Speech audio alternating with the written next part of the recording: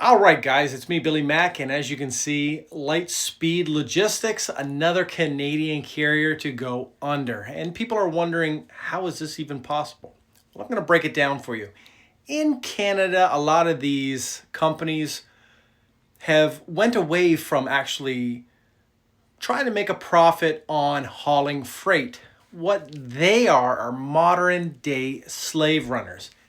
Yeah, that's kind of harsh thing to say, but that is the truth. They're out here running loads for $1.30, $1.40, $1.50 a mile Canadian. So that's like literally 95 cents. In Canada, it costs more for trucks to operate. Fuel prices are higher, insurance is higher, the cost of the equipment is more. It is nuts that they're running for the rates that they're running.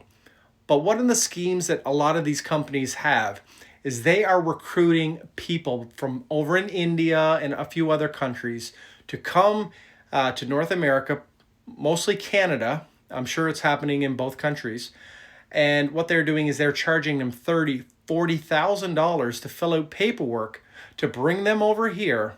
They're putting them in courses that are really not courses, especially in the province of Ontario, where they found that these training schools are irrelevant. They're basically teaching drivers how to pass the test, and that is it.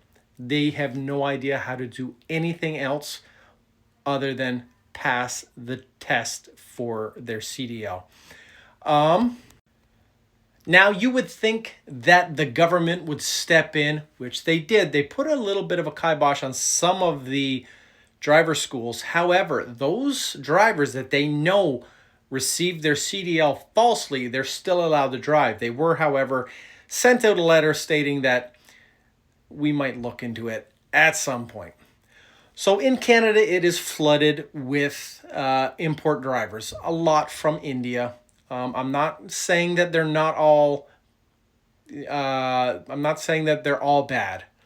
There are some good ones that come over here. However, there's a lot that are coming over here, and in all fairness and false pretense, they're promised the golden ticket if they come to North America, especially in Canada. If they come here, they're going to get a job. All you got to do is invest this much money first. We're going to fill out the LMIA, which is the temporary work or the shortage of work permit. You come here and work for us for 2 years and you're guaranteed your citizenship or your permanent residence in the country of Canada. So they're spending, like I said, the 30, 40, 50, $60,000 to make that happen. Then they're coming over here and the companies know, these companies know that they got these drivers locked in for 2 years. So what they're doing is on paper, they're showing they're paying them 45, 50 cents a mile.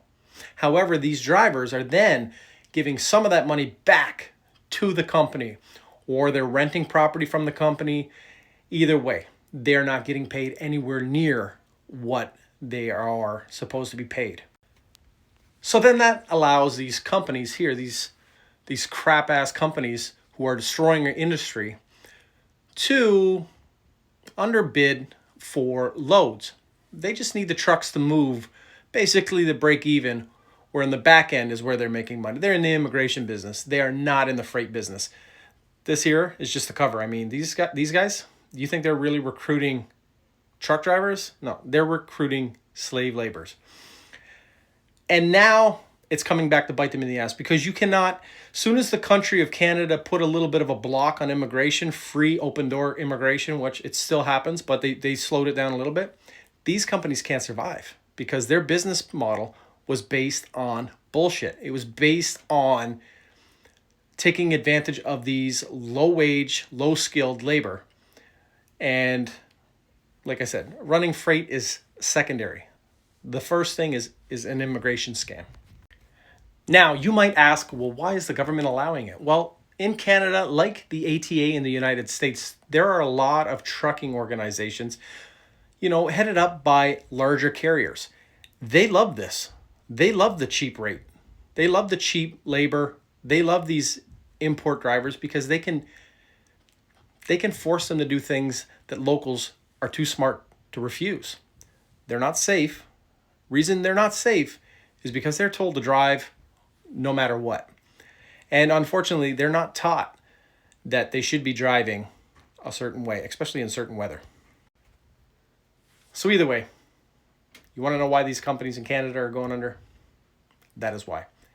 They're not in the freight business. They're in the immigration business, and it's all starting to crash down now. Stay safe. Stay blessed.